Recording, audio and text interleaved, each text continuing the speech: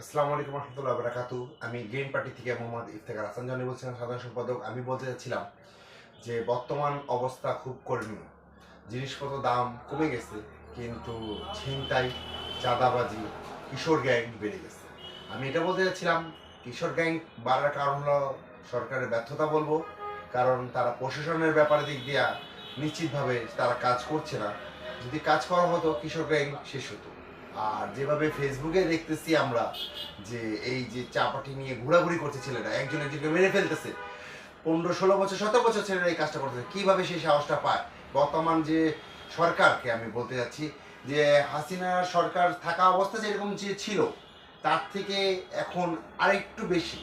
তা আমার কথা হলো যে এই সাহসটা কিভাবে পাবে? কারণ আমি বলতে চাচ্ছি যে আওয়ামী লীগ সরকার যেভাবে সন্ত্রাস পালন করলো, যে সন্ত্রাসকে নিয়ে বলছিল একটা কথা, তার হাসিনার কথাটা আমার মনে পড়ে, হ্যাঁ, 10টা গুন্ডা কি নির্বাচন ঠান্ডা।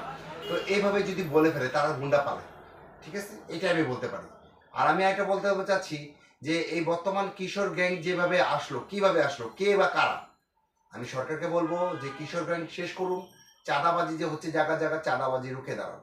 আর আমরাও চেষ্টা করব যে গ্রিন পার্টির পক্ষ থেকে যেখানে চাঁদাবাজি হবে বা যেখানে সন্ত্রাসী সমস্যা হবে বা যেখানে কোনো সমস্যা হবে, গ্রিন পার্টি আগে আসবে।